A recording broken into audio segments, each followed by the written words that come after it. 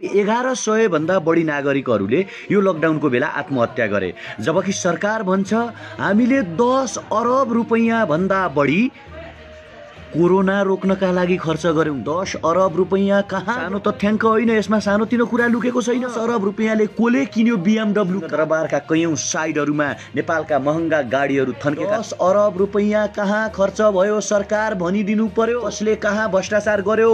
कोले BMW किन्यो? कोले कति रुपैयाँ भ्रष्टाचार गर्यो? मार्क्समा कति भ्रष्टाचार? खारेज गरौँ MCC राज्यका लागि आवश्यक छ। खाना खाने प्रत्येक गाँसमा ट्याक्स लिएको छ। हामीले फेर्ने प्रत्येक श्वासमा अथवा हामीले प्रयोग गर्ने हरेक औषधिहरूमा यो सरकारले ट्याक्स लिएको छ। हामीले कर तिरेका छौं, प्रष्ट रूपमा हामीले कर तिरेका छौं र अब कर तिर्न अवज्ञा गर्नुपर्छ र भन्नुपर्छ हामी कर तिर्नका लागि नेता हुने हो। जनताको रगत र पसिना चुस्ने मान्छे नेता हुन भ्रष्टाचार गर्नका लागि हामी कर तिर्दैनौं। अब BMW गाडीमा चढ्नका लागि कर तिर्दैनौं। 70 करोड खानका लागि कर तिर्दैनौं। मास्क र PPE मा भ्रष्टाचार गर्नका लागि कर तिर्दैनौं। सिंहदरबार र बालुवाटारलाई हामीले पालिराख्न आवश्यक छ। अबसम्म हामी कर तिर्दैनौं जबसम्म नेताहरू सुध्रिँदैनन्, जबसम्म नेताहरू आफ्नो सम्पत्ति सार्वजनिक। 10 अरब रुपैयाँ कता गयो? सरकार किन MCC पास गरिरहेको भन्दाखेरि पानीका फोहराले हानेर मान्छेलाई घाइते बनाए। 10 अरब रुपैयाँ कता गयो भनेर नेकपाका कार्यकर्ताहरू, मलाई झोले भन्ने नेकपाका कार्यकर्ताहरू, कृपया तिम्रा गडफादरलाई एकचोटि प्रश्न सोधिदेऊ न। सरिता गिरीलाई मैले सार्वजनिक ठाउँमा देखेँ भने सरिता गिरीलाई चाहिँ जुत्ता प्रहार हुनेछ। सरिता गिरीलाई कालो झण्डा देखाइनेछ।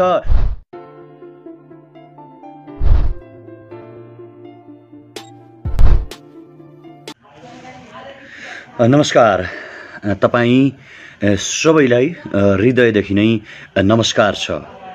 संसार कोरोनाले आक्रान्त भएको छ र कोरोनाबाट तपाईँ हामी पनि अछुतो छैनौँ। जहाँ छौँ, जस्तो अवस्थामा छौँ, तपाईँ हामी सबैजना सुरक्षित रहौँ, सुरक्षित बसौँ र सबैजनाले पोजिटिभ थट राखौँ र पोजिटिभ मोटिभेसन राखौँ। भोलि 1 बजे माइतीघर मण्डलामा हामी बृहत प्रदर्शन गरिरहेका छौँ। कृपया आम नागरिकलाई माइतीघर मण्डलामा उपस्थित हुनका लागि आग्रह गर्नका लागि एकचोटि यो भिडियो शेयर गरिदिनु होला। आजको 1100 भन्दा बढी नेपाली नागरिकले लकडाउन अवधिभर आत्महत्या गरेको देखियो। ध्यान दिनुहोस् है, एकचोटि प्रश्नसँग करिब 1100 भन्दा बढी नागरिकहरूले यो लकडाउनको बेला आत्महत्या गरे, जबकि सरकार भन्छ हामीले 10 अरब रुपैयाँ भन्दा बढी कोरोना रोक्नका लागि खर्च गर्यौं। अचम्म लाग्दो कुरा, 10 अरब रुपैयाँ कता गयो? 10 अरब रुपैयाँ कहाँ गयो? जबकि खान पाएनौं, हामीले राम्रोसँग लाउन पाएनौं, हामीले भोकै रह्यौं भनेर मान्छेहरूले आहत कहत गरेर मान्छेहरू पीडामा बल्झिएर आत्महत्या गर्नसम्म बाध्य भए। यो सानो डाटा होइन साथीहरू, यो सानो तथ्याङ्क होइन, यसमा सानोतिनो कुरा लुकेको छैन। नेपालमा 1100 मान्छेले पछिल्लो लकडाउन अवधिमा आत्महत्या गरे भने तपाईँ हामीले प्रश्न गर्न आवश्यक छ, 10 अरब रुपैयाँ कहाँ गयो? त्यो 10 अरब रुपैयाँ तपाईँ भनिदिनुहोस् नेपालको कुन नागरिकले पाउनुभयो? नेपालको कुन चाहिँ कोरोना पीडित नागरिकले 10 अरब रुपैयाँ मध्येको अंश पायो? यदि मान्छेले राम्रोसँग खान पाएको हुन्थ्यो भने, मान्छेले राम्रोसँग लाउन पाएको हुन्थ्यो भने मान्छेहरूले आत्महत्या गर्थे त? अवश्य पनि गर्दैनथे आदरणीय साथीहरू। त्यसकारण त्यो 10 अरब रुपैयाँ कता गयो? कुन राजनैतिक प्रयोजनका लागि प्रयोग गरियो र कसले त्यो 10 अरब रुपैयाँ पायो? अब तपाईँ हामीले आन्दोलन गर्नुपर्ने बेला आयो, तपाईँ हामीले सोध्नुपर्ने बेला आयो। हामी पाई हिसाब माग्ने छौं त्यो 10 अरब रुपैयाँको, कि त्यो 10 अरब रुपैयाँ कुन ठाउँमा खर्च गरियो।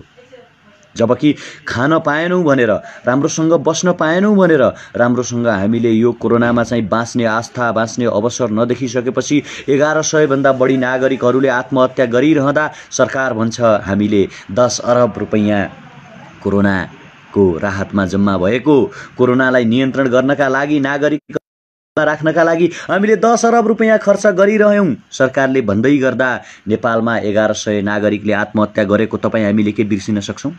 के तपाईँ हामी यो कुरालाई भुल्न सक्छौं? के तपाईँ हामी यो कुरालाई चाहिँ आँखा चिम्लेर समर्थन गर्न सक्छौं कि सक्दैनौं आदरणीय साथीहरू? त्यसकारण एकचोटि हरेक मान्छेलाई प्रश्न गरौं, सरकारलाई प्रश्न सोधौं, त्यो 10 अरब रुपैयाँ कहाँ गयो? हैन। तपाईका चाहिने कि नेपालमा चाहिँ कोरोना परीक्षण गर्ने किट छैन, नेपालमा भेन्टिलेटरहरू छैनन्। हामीले सुनेका छौँ कोरोना 4000 भन्दा बढी नागरिक कोरोनाले आक्रान्त भइरहेका बेला, 4000 भन्दा बढी नागरिक कोरोनाले त्रसित भइरहेका बेला, 4000 भन्दा बढी नागरिकहरूलाई कोरोनाले आक्रमण गरिसक्दा पनि परीक्षणको दायरा बढ्न सकेको छैन। अनि सरकार भन्छ हामीले अब गर्दैछौँ, हामीले 10 अरब रुपैयाँ खर्च गर्यौँ। तपाईँ हामी हरेक स्वाभिमानी नेपालीले प्रश्न गर्न आवश्यक छ, हरेक स्वाभिमानी नेपालीले यो सोध्न आवश्यक छ कि त्यो 10 अरब रुपैयाँले कोले किन्यो BMW कार, कुन ठाउँमा किनियो BMW कार, किन किनियो BMW कार र कसका लागि किनियो BMW कार। आज मात्रै बिहान मैले नयाँ पत्रिकाको फ्रन्ट पेजमा हेरेको थिएँ, नयाँ पत्रिकाले लेखेको छ त्यहाँ सिंहदरबारका कैयौँ साइडहरूमा नेपालका महँगा गाडीहरू थन्केका छन्, महँगा गाडीका होलतिर पल्तिर झारहरू उम्रेको मैले त्यो देखेको थिएँ। के हामीले BMW कार किन्नका लागि नागरिकहरूले कोरोना राहत कोषमा जम्मा गरेको हो? के BMW कार किन्नका लागि तपाईँ हामीले कर किनेका हौँ? के BMW कार र महँगा गाडीहरू किनेर सिंहदरबारभित्र थन्क्याउनका लागि तपाईँ हामीले नागरिक राहत कोषमा जम्मा गरेको हो पैसा? 1100 नागरिकहरूको पाप लाग्नेछ सरकार तिमीलाई, जब तिमी देखाउन सक्ने छैनौ नेपालको यो ठाउँमा यसरी हामीले खर्च गरेका छौँ। जबसम्म तिमी भन्न सक्ने छैनौ तबसम्म हरेक नागरिकले प्रश्न गर्नेछन्, नागरिकको पाप लाग्नेछ। 10 अरब रुपैयाँ कहाँ खर्च भयो सरकार भनिदिनु पर्यो। यो प्रश्न आम नेपाली युवाहरूको हो, यो प्रश्न आम नेपाली नागरिकहरूको हो, यो प्रश्न हरेक नेपाली नागरिकले सोधिरहेका छन् कि 10 अरब रुपैयाँ कहाँ गयो, जब कि यहाँ मान्छेहरूले आत्महत्या गरे। 1100 भन्दा बढी मान्छेले पछिल्लो समयमा आत्महत्या गरिरहँदा 10 अरब रुपैयाँ कहाँ गयो, जनताको 10 अरब रुपैयाँ कता गयो, यो प्रश्न कोले सुनाइदिन्छ सिंहदरबार र बालुवाटारका BMW मा हिँड्ने महाराजाहरूलाई? यो प्रश्नको जवाब दिन को आउनेछ? यो प्रश्नको जवाब सोध्नका लागि कृपया एकचोटि यो भिडियो सेयर गरेर अर्थमन्त्री समक्ष पुगाइदिनुहोस्। एउटा सेयर तपाईँ गरिदिनुहोस् कि 1100 नेपाली नागरिकहरूले भोकै कोरोनामा आत्महत्या गरिरहँदा 10 अरब रुपैयाँ कहाँ खर्च भयो, जबकि कोरोना परीक्षण दर बढाउन सकिएको छैन, जबकि भेन्टिलेटरहरू उपलब्ध हुन सकेका छैनन्, जबकि मास्कहरू मान्छेले पाउन सकेका छैनन्, जबकि नागरिकहरूले खान नपाएर आत्महत्या रहँदा 10 अरब रुपैयाँ कता गयो? कृपया यो प्रश्नको उत्तर नेपालमा कोले दिने? सिंहदरबार र बालुवाटारसँग यदि नैतिकता छ भने, नेपालको कोरोना राहत कोषको रकम खर्च गर्नेसँग यदि नैतिकता छ भने हाम्रो प्रश्नको उत्तर दिन आवश्यक छ। नेपालमा जबकि सरकार भन्छ हामीले 10 अरब रुपैयाँ खर्च गर्यौं कोरोना नियन्त्रणका लागि। कसले कहाँ भ्रष्टाचार गर्यो, कोले BMW किन्यो, कोले कति रुपैयाँ भ्रष्टाचार गर्यो, मास्कमा कति भ्रष्टाचार गर्यो, PPE-मा कति भ्रष्टाचार गर्यो, यो प्रश्नको उत्तर तपाईँ हामीले खोज्ने कि नखोज्ने? यदि तपाईँ हामी यो प्रश्नको उत्तर खोज्छौँ भने कृपया एउटा सेयर गर्नुहोस्। तपाईँ हाम्रो देशको भ्रष्ट सरकारले सुन्नुपर्छ र जनताको प्रश्नको उत्तर दिनुपर्छ। आज 1100 नागरिकले आत्महत्या गरिरहँदा सरकार के हेरेर बसेको छ? सरकार किन मौन छ? अब महाशय आज मात्रै हामीले देखेका छौँ सरकारले भनेको छ असार 5 गते भित्र ट्याक्सतिर कुनै पनि नेपाली नागरिकले ट्याक्स नतिरौँ। यदि तपाईँ व्यापारी हुनुहुन्छ भने, यदि तपाईँ कुनै व्यापार व्यवसाय गरिराख्नु भएको छ, तपाईलाई घर भाडा मागिएको छ अथवा घरको कर मागिएको छ, बैंकको लोन मागिएको छ भने कोही पनि कर नतिर्नुहोस्। तपाईँ यदि कसैलाई कर माग्छ भने सामूहिक आन्दोलन गरौँ। जब व्यापार व्यवसाय भएको छैन भने कर केका लागि तिर्ने? कर केका लागि तिर्ने? आजसम्म पञ्चायत कालभन्दा यताका बनेका सरकारका प्रतिनिधित्व गर्ने मन्त्री र प्रधानमन्त्रीको सम्पत्ति के सार्वजनिक गर्न सक्छ नेपाल सरकारले? अहिलेका भ्रष्ट नेताहरूले आफ्नो सम्पत्ति सार्वजनिक गर्न सक्छन्, आफूले चढ्ने गाडी कुन त्यो सार्वजनिक गर्न सक्छन्, अनि कर केका लागि? Why tax? प्लिज को दिने हो उत्तर? जनताले कर किन तिर्ने? जनताले कर किन तिर्ने? यो प्रश्नको उत्तर कोले दिने? त्यसकारण हरेक नेपाली नागरिकले एकचोटि प्रश्न गरौँ, BMW कार कसैलाई चढ्नका लागि हामी ट्याक्स तिर्न सक्दैनौँ, जबकि हामीले तिरेको ट्याक्सबाट 10 अरब रुपैयाँ खर्च भयो, तर 1100 नागरिकले भोकै आत्महत्या गरे। आज दुबईबाट युवाहरू रुँदै बनिराख्नु भएको छ। तपाईँ विदेशबाट हेरिराख्नु भएको छ भने मलाई थुप्रै मेसेजहरू पठाउनुहुन्छ युवाहरूले कि बोलिदिनु पर्यो, भनिदिनु पर्यो, हामी नेपाल फर्किन चाहन्छौँ, हामी घर फर्किन चाहन्छौँ, हामीलाई घर लैजाऊ। तर विदेशबाट युवाहरूलाई नेपाल ल्याइएको छैन। सरकार भन्छ हामीले 10 अरब रुपैयाँ खर्च गर्यौं। कृपया त्यो 10 अरब रुपैयाँ कहाँ खर्च भयो त्यो प्रश्नको उत्तर सरकारले नैतिक रूपमा दिन सक्नुपर्छ र यो प्रश्नको उत्तर तपाईँ हामी हरेकले खोज्नै पर्छ। प्लिज तपाईँ हामी स्वावलम्बी नेपाली नागरिक हो। हामी 50 रुपैयाँको रिचार्ज कार्ड हाल्छौँ, हामीलाई 49 रुपैयाँ आउँछ, 1 रुपैयाँ हामीले ट्याक्स तिरेका हुन्छौँ। हामी ट्याक्स व्यापारीले मात्रै तिर्छ सोचिरहेका छौँ। हामी सोचिरहेका छौँ ठुल्ठुला घरानाका मालिकले मात्रै ट्याक्स तिर्छन्, ठुल्ठुला बिजनेसम्यानहरूले मात्रै ट्याक्स तिर्छन्, तर तपाईँ हामी ट्याक्स तिरिरहेका छौँ। मैले भने हामीले कोलगेट किन्छौँ ब्रस गर्नका लागि, त्यसमा लेखिएको हुन्छ इन्क्लुडेड अफ अल ट्याक्सेज। हामी औषधि किन्छौँ, त्यसमा लेखिएको हुन्छ इन्क्लुडेड अफ अल ट्याक्सेज अथवा सबै ट्याक्सहरू समावेश गरिएको छ।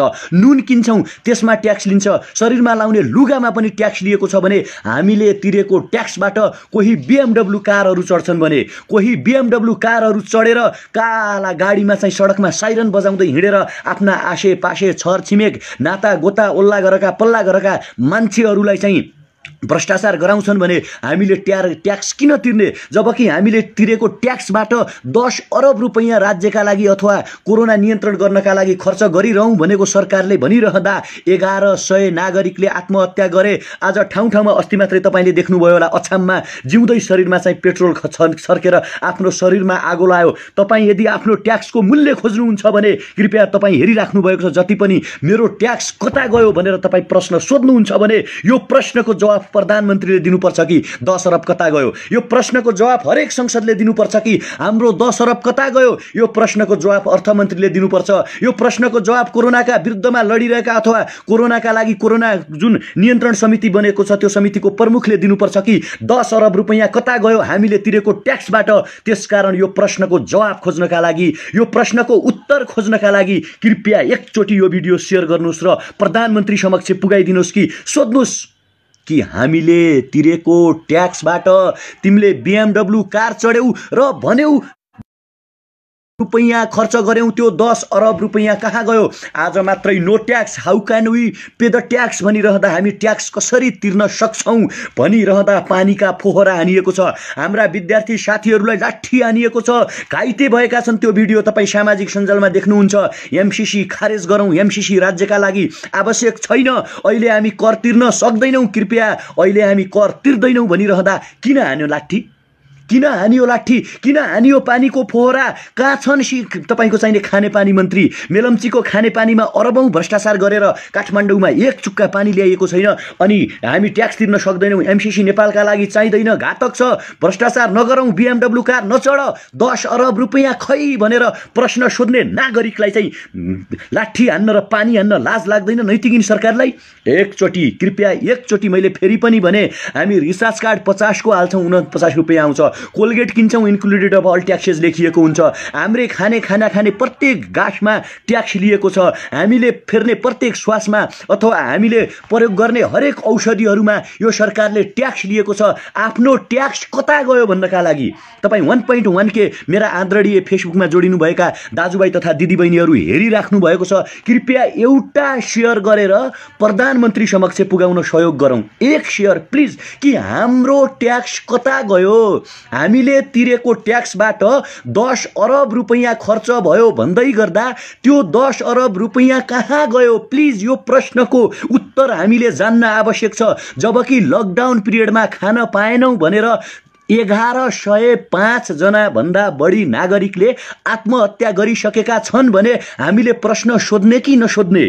हामीलाई प्रश्न सोध्न छुट छ कि छैन? तपाईँ हामी सबै सचेत नेपाली नागरिक हो। हामीले कर तिरेका छौँ, प्रष्ट रूपमा हामीले कर तिरेका छौँ र अब कर तिर्न अवज्ञा गर्नुपर्छ र भन्नुपर्छ हामी कर तिर्दैनौँ। आज व्यापारीहरूले, केही नेपालका अभियन्ताहरूले र हाम्रा विद्यार्थी साथीहरूले 10 अरब रुपैयाँ कता गयो, होइन 10 अरब रुपैयाँ कहाँ गयो भनेर प्रश्न सोध्न जाँदा असुर ग्यास हानिएको छ, पानीको फोहराले हानिएको छ। मेलम्चीको पानीमा भ्रष्टाचार गर्नेहरूले, मेलम्चीको पानी 28 वर्षसम्म काठमाडौँमा नल्याउन सक्नेहरूले त्यो पानी खर्च गरेर हाम्रो ट्याक्स कता गयो भन्ने हाम्रा साथीहरूलाई प्रहार गर्नुभन्दा मेलम्चीको पानी ल्याउन लागिदिएको भए के हुन्थ्यो? अछामको चाहिँ अस्पतालमा कार्यरत एकजना कर्मचारीले शरीरमा पेट्रोल छड्केर आगो लगेको तपाईँ हाम्रा यिनै आँखाले देखेका छौँ भने हामीले एकचोटि प्रश्न सोध्ने कि नसोध्ने?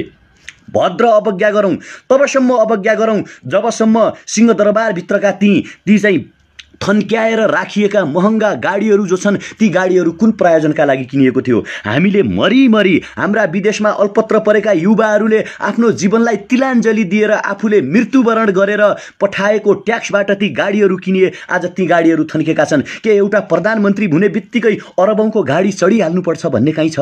नेपाली जनताले कति दुःख गरेर, कति परिश्रम गरेर, कति आँसु बगाएर ट्याक्स तिरेका छन्, कर तिरेका छन् र त्यो करबाट नेपालको राष्ट्रिय अर्थतन्त्र बनेको छ र त्यही अर्थतन्त्रबाट यिनीहरूले त्यही ढुकुटीबाट 10औं अरब रुपैयाँ खर्च गर्यौं कोरोना नियन्त्रणका लागि भन्दाखेरि आज कोरोना परीक्षण दर बढ्न सकेको छैन। 4000 भन्दा बढी मान्छेलाई कोरोना लागिसक्यो। त्यही सुरुमा 200-400 जना दैनिक मान्छेलाई जसरी कोरोना परीक्षण हुन्थ्यो त्यही तरिकाले यिनीहरूले कोरोना परीक्षण गरिरहेका छन्। कुनै पनि सामानहरू ल्याउन सकिएको छैन। आज मात्रै हामीले देखेका छौं 2400 पढ्ने चाहिँ कुनै एउटा सेटलाई चाहिँ डाइरेक्ट G2G मार्फत चाहिँ कति 5200 हो कि 5300 रुपैयाँ हालेर ल्यायो भन्ने छ। 17 रुपैयाँ पढ्ने मार्क्सलाई चाहिँ 40 रुपैयाँ हालेर ल्यायो भन्ने छ। यो भ्रष्टाचार नभएर के हो? यसको जवाब कसले दिन्छ?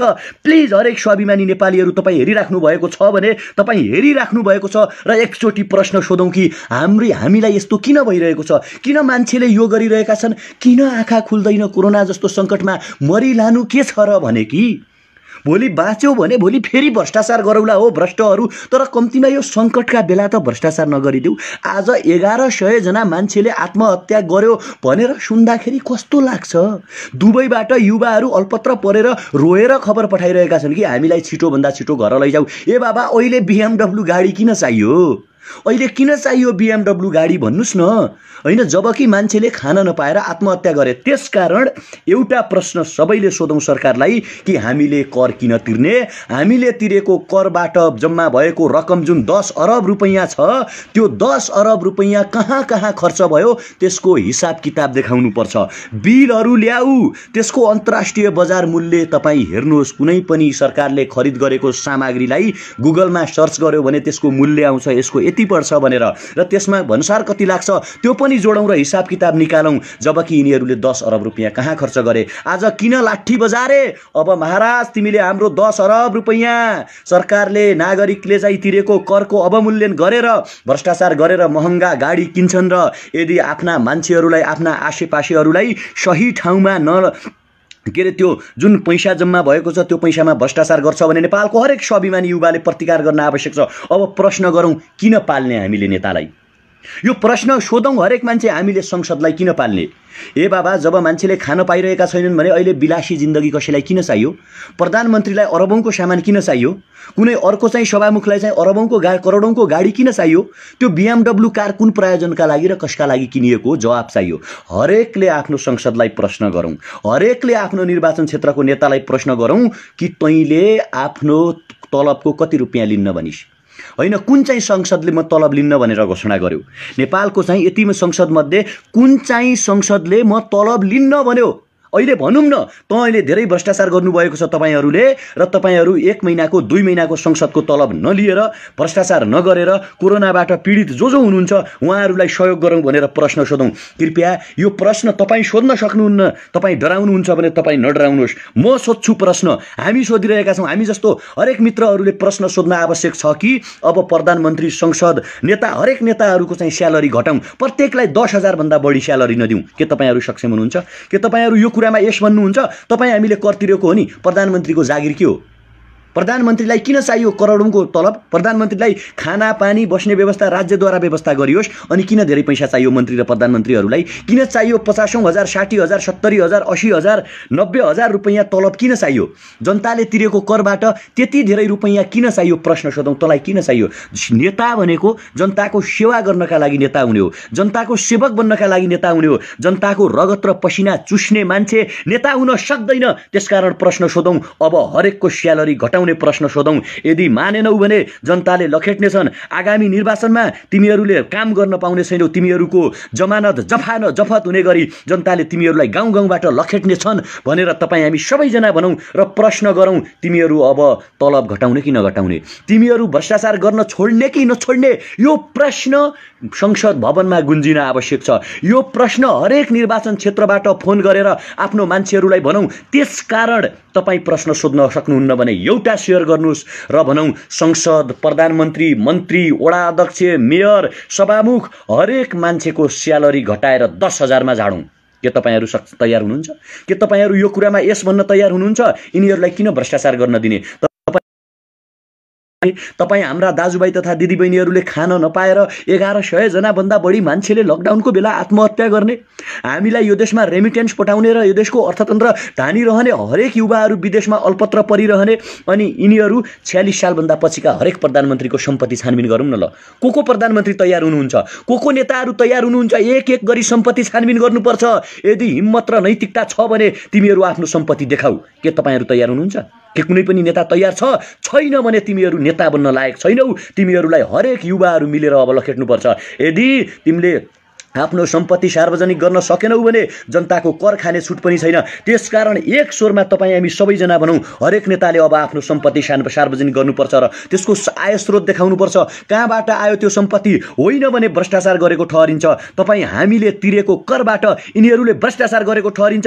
त्यसकारण हरेकले प्रश्न गरौँ कि अब हरेक नेताले आफ्नो सम्पत्ति सार्वजनिक गर्नुपर्छ, होइन भने हामी कर तिर्दैनौँ। नेताहरूलाई भ्रष्टाचार गर्नका लागि हामी कर तिर्दैनौँ। अब BMW गाडीमा चढ्नका लागि कर तिर्दैनौँ। 70 करोड खानका लागि कर तिर्दैनौँ। मास्क र PPE-मा भ्रष्टाचार गर्नका लागि कर तिर्दैनौँ। सिंहदरबार र बालुवाटारलाई हामीले पालिराख्न आवश्यक छैन। अब जब जनताप्रति उत्तरदायी हुँदैनन् भने, नागरिकप्रति उत्तरदायी हुँदैनन् भने, सङ्कटका बेला अमानवीय व्यवहार देखाइन्छ, मान्छेहरू आत्महत्या गर्न बाध्य हुन्छन् भने हामी कोही पनि कर तिर्ने छैनौँ, भद्र अवज्ञा गर्नेछौँ। यदि कोही कुनै ठाउँमा कर माग्छ भने तपाईँ भिडियो बनाउनुहोस् र क्लिप सार्वजनिक गरिदिनुहोस्। मेरो व्यापार चलेको थिएन, मेरो व्यवसाय चलेको थिएन, म चौपट भएको थिएँ। कोरोनाका कारणले गर्दाखेरि 1 रुपैयाँ पनि मैले व्यापार व्यवसाय गर्न सिकेको थिएन, मलाई यसरी कर माग्यो भनेर भिडियो सार्वजनिक गरौँ, त्यसलाई व्यापक सेयर गरौँ र एउटा आन्दोलनको स्वरूप र मोडालिटी तयार गरौँ। के तपाईँ हामी तयार गर्न तयार छौँ? के हामी मानसिकता तपाईँ राख्नुहुन्छ? कर तब तिर्छौँ जब नेताले आफ्नो तलब घटाएर 10,000 मा झार्छन्। कर तब तिर्छौँ जब नेताले सामूहिकरण गर्छन् 46 सालदेखि अहिलेसम्म आइपुग्दाखेरि मेरो सम्पत्तिको स्रोत यो हो। होइन भने तपाईँ हामीले तिरेको करबाट यिनीहरूले मोज गारिरहेका छन्। तपाईँ हामीले तिरेको करबाट यिनीहरूका छोराछोरीहरू विदेशमा पढिरहेका छन्। तपाईँ हामीले तिरेको करबाट यिनीहरू काठमाडौँमा आलिशान बङ्गला बनाएर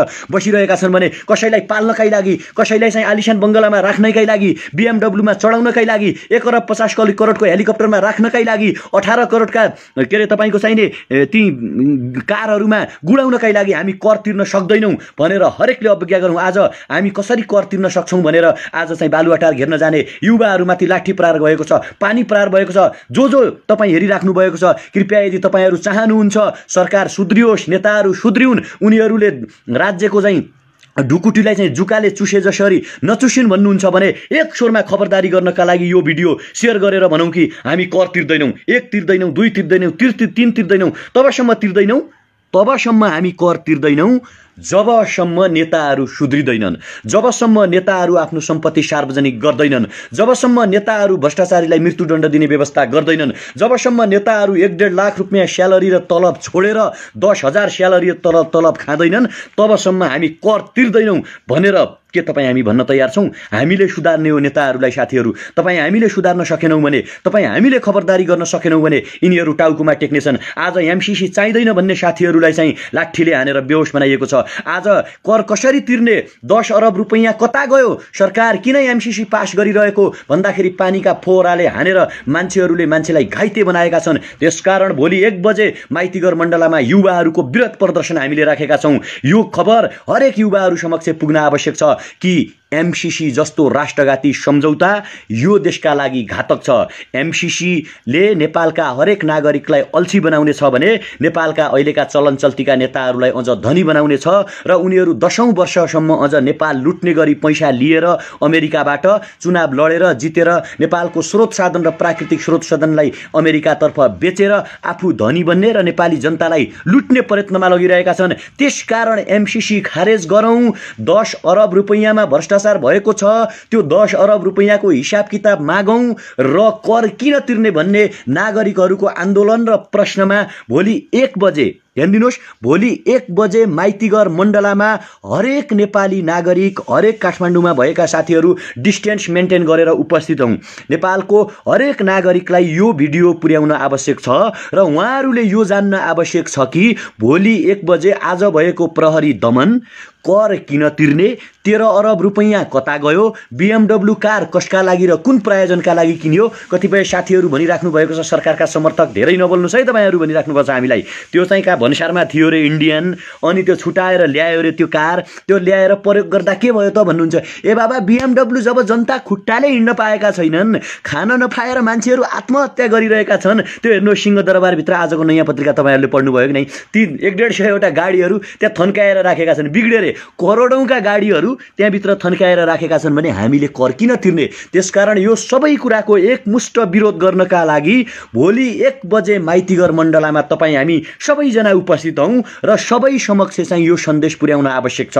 यदि यो भिडियो सेयर गर्न तपाईँलाई अप्ठ्यारो लाग्छ भने कृपया आफू पनि लेखिदिनुहोस्, 10 अरब रुपैयाँ कता गयो, जनताले तिरेको 10 अरब रुपैयाँ कता गयो, जबकि 1100 जना मान्छेले लकडाउनको बेला आत्महत्या गरे। यो प्रश्न सोधौँ, सामाजिक सञ्जालमा लेखौँ, BMW कार कसका लागि किनियो। यदि तपाईँहरू आफ्नो सम्पत्ति सार्वजनिक गर्नुहुन्न भने नागरिकले कर केका लागि तिर्ने। तपाईँ भन्नुहोस् न, तपाईँ हेरिराख्नु भएको मित्र, हामीले कर केका लागि तिर्ने।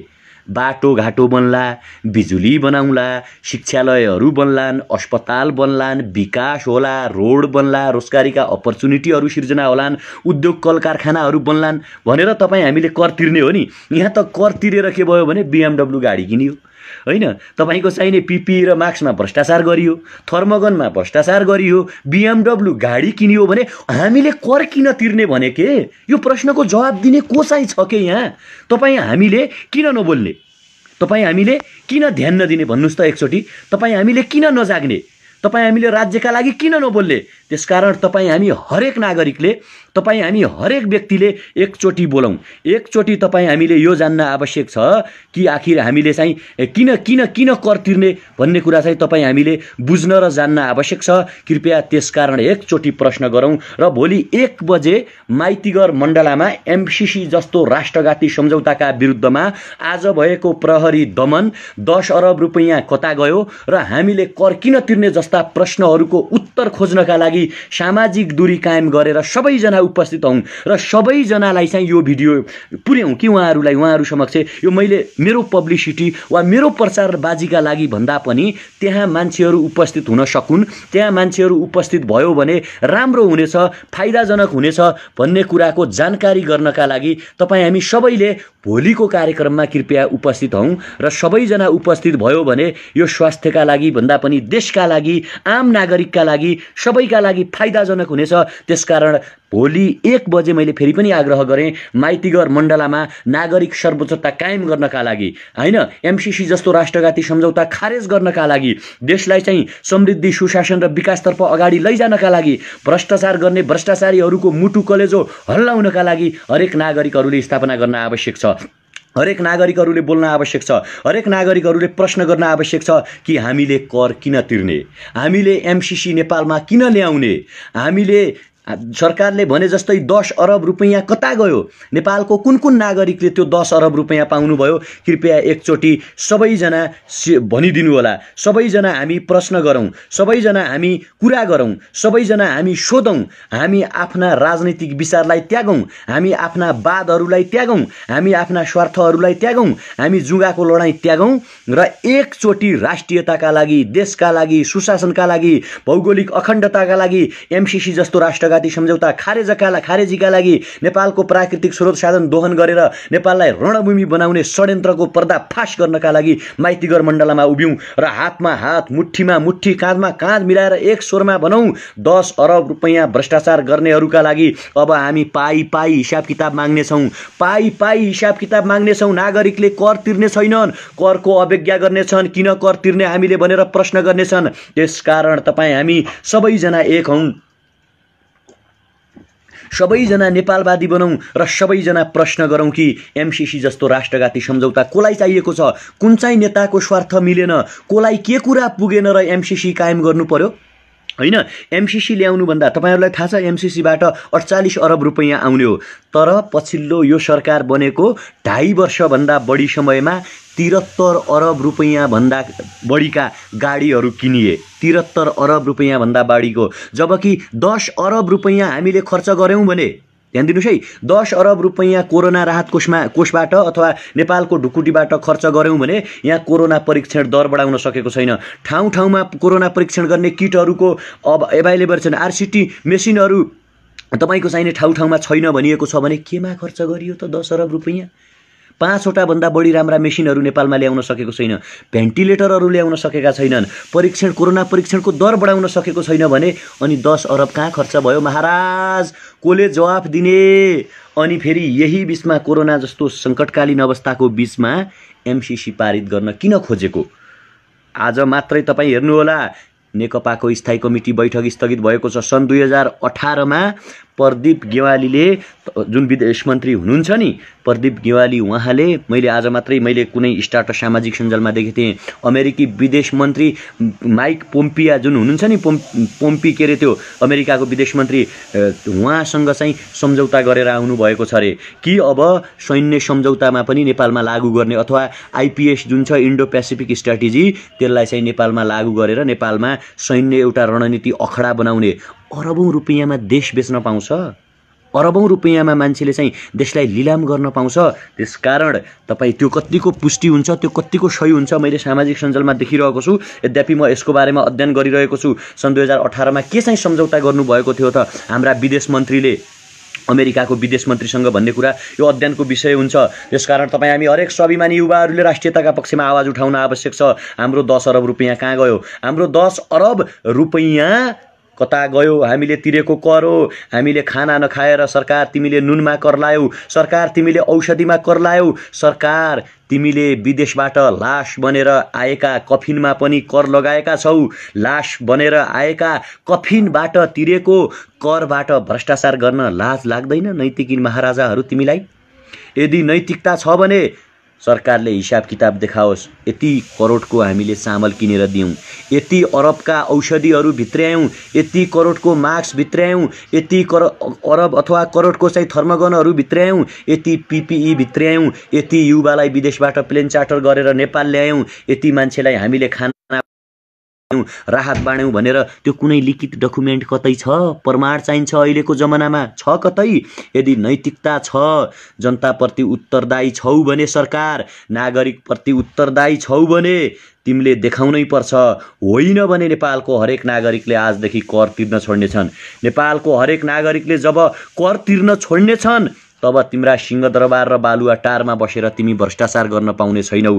तिमीले सोचेका हौला जनताले कर नतिरे पनि एमसिसी जस्तो राष्ट्रघाती सम्झौता गरेर नेपालका प्राकृतिक स्रोत साधनहरूलाई बेचेर, नेपालका प्राकृतिक स्रोत साधनहरूलाई अर्काको हातमा, अर्काको पोल्टामा सुम्पिएर हामी आरामले बसेर हाम्रा 10 पुस्तासम्म पुग्नेलाई सम्पत्ति जोडौँला, हाम्रा पार्टीका झोलबहादुर झोलेहरूलाई होइन रोजगारी दिउँला, कसैकी श्रीमतीलाई रोजगारी दिउँला, कसैका श्रीमतीका एनजिओ र आइएनजिओहरू चलाउँला, अनि आगामी निर्वाचनमा त्यही पैसाले रक्सी मासु खुवाएर युवालाई किनेर 2-4 जना झोले बहादुरहरूलाई बाइक दिएर त्यसमा पेट्रोल हालेर फेरि चुनाव जितौँला र नेपालमा सदैवदेखि लुट मचाउँला। यदि कसैले सोचेको छ भने तिमीहरूलाई जनता, युवा, विद्यार्थी, नागरिकले नाकाम गरिदिनेछन्, तिमीहरूलाई ठाउँ ठाउँमा जुत्ता हान्नेछन्, तिमीहरूका ठाउँ ठाउँमा तिमीहरूलाई कालो मुसो दलिनेछ, तिमीहरूलाई ठाउँ ठाउँमा प्रहार गरिनेछ, संसद भवनभित्र बसेर बजाले हिन्दीमा गफ गर्ने जो कोहीलाई कारबाही गरिनेछ।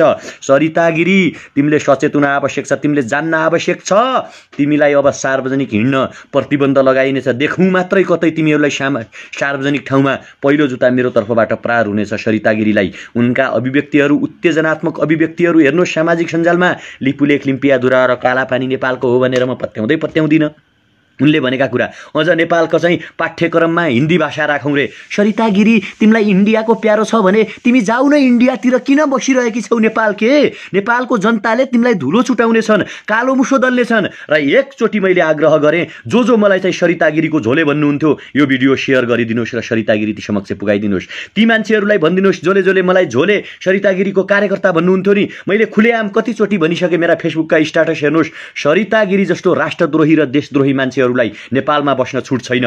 एकचोटि प्लिज तपाईँ एकचोटि साँच्चीकै तपाईँ स्वतन्त्र नागरिक हो र तपाईँ हरेक राम्रो कुरा गर्ने मान्छेलाई सपोर्ट गर्नुहुन्छ भने यो भिडियो एउटा सेयर गरिदिनुहोस् र ती मान्छेहरू समक्ष पुर्याइदिनुहोस् जो मलाई झोले भन्थे, जो मलाई झोले कार्यकर्ता भन्थे, होइन सरिता गिरीको अन्डरमा काम गर्ने मान्छे भन्थे। खुलेआम आफ्ना पार्टीका नेता कार्यकर्ताहरूलाई च्यालेन्ज दिन सक्ने सामर्थ्य के कुनै पार्टीको कार्यकर्ताले राख्न सक्छ? आज 10 अरब रुपैयाँ कता गयो भनेर नेकपाका कार्यकर्ताहरू, मलाई झोले भन्ने नेकपाका कार्यकर्ताहरू, कृपया तिम्रा गडफादरलाई एकचोटि प्रश्न सोधिदेऊ न, 10 अरब रुपैयाँ कहाँ गयो?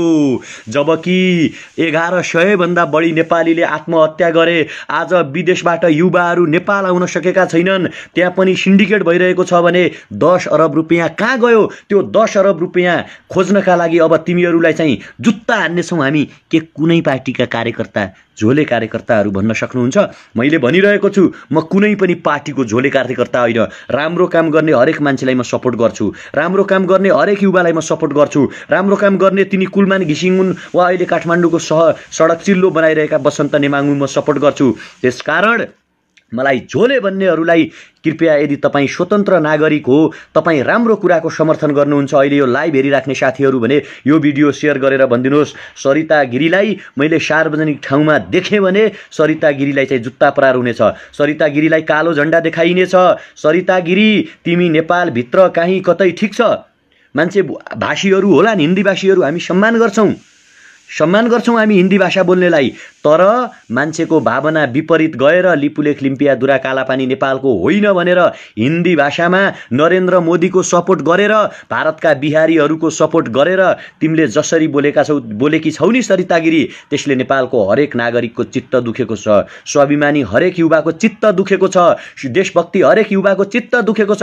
तिमीलाई त के छ र, पारितिरबाट रबाट आउँछ होला पैसा, खान्छौ औली, भोलि नेपाल पनि उतै गाब्न पाए पनि हुन्थ्यो, मेरो माइतीको जी हजुरी गर्थे, खुट्टा ढोक्थे भन्ने सरिता गिरी तिमीले सोचे कि हौली। तर हामीलाई नेपाल प्यारो छ सरिता गिरी। तिम्रो माइती देश जति बेला अंग्रेजको गुलाम भएको थियो नि सरिता गिरी, त्यति बेला यो देशमा हाम्रा पुर्खाहरू लडेर, यो देशमा हाम्रा पुर्खाहरूले पानी नखाएर, हाम्रा पुर्खामा त्यति बेला बालबालिका नारीहरू धेरै मान्छेले चाहिँ हातमा हँसिया खुँडा खुकुरी ढुङ्गा मुढा बकेर यो देश बचाएको हो। त्यसकारण हामी सरिता गिरी तिमी जस्तो गुलाम मनोविज्ञान र मानसिकताबाट हुर्केका छैनौ। अब तिमी सार्वजनिक रूपमा हिँड्न छोडिदिनुपर्छ सरिता गिरी। सामाजिक सञ्जालमा तिमीले दिएका अभिव्यक्तिहरूले, संसदमा तिमीले बोलेको अभिव्यक्तिले युवाको चित्त दुखेको छ, नेपाली नागरिकको चित्त दुखेको छ। त्यसकारण मैले सामाजिक सञ्जाल प्रयोगकर्ता साथीहरूलाई पनि भन्छु, कृपया नबुझेर धेरै कुरा नजानेर कसैको लहैलहीमा लागेर झोले नबन्दिनुहोस्। हामी हरेक कुराको खबरदारी गर्छौँ।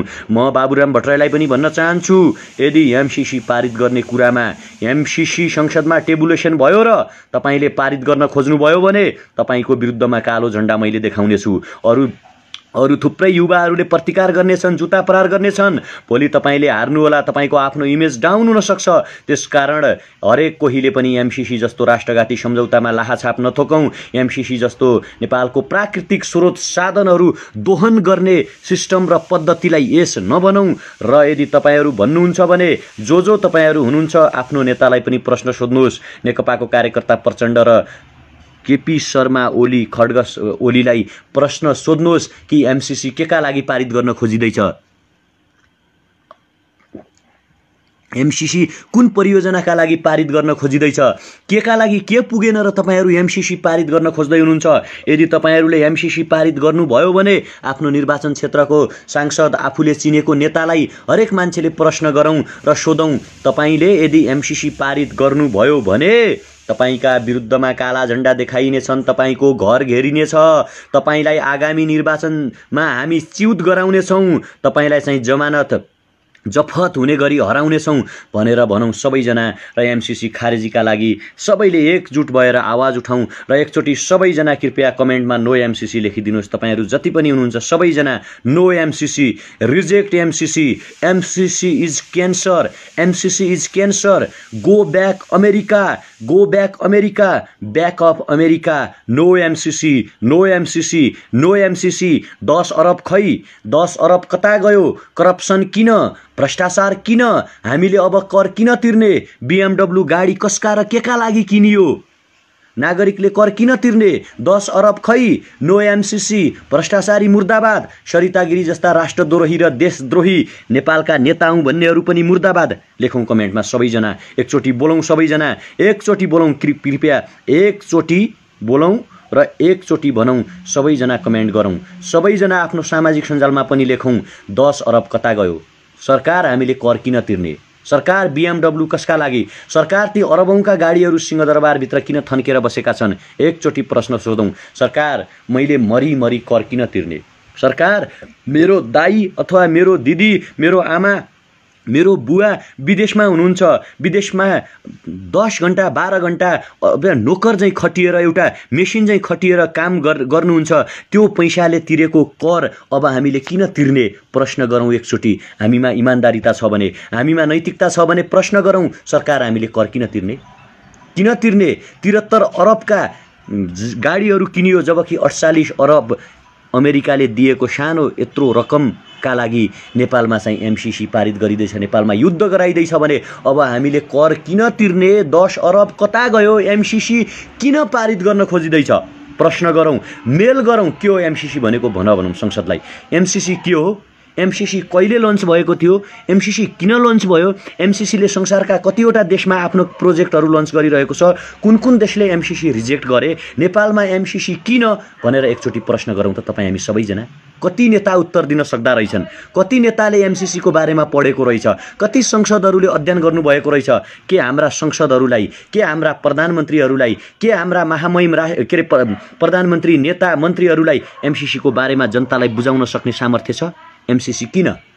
कसका लागि?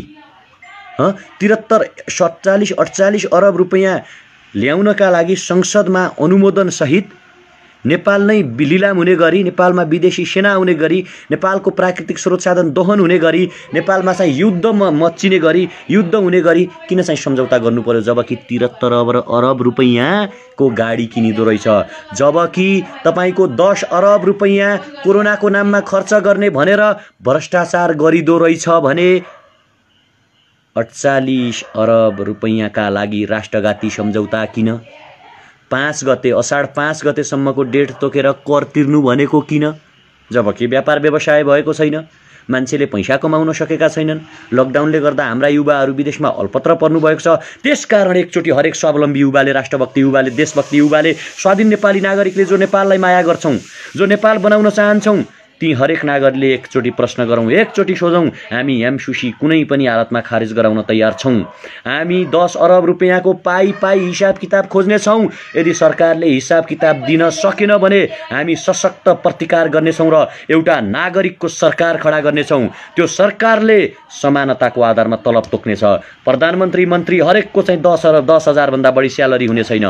एउटा सामान्य मजदुरको पनि 10,000 स्यालेरी, प्रधानमन्त्री र मन्त्रीको पनि 10,000 स्यालेरी।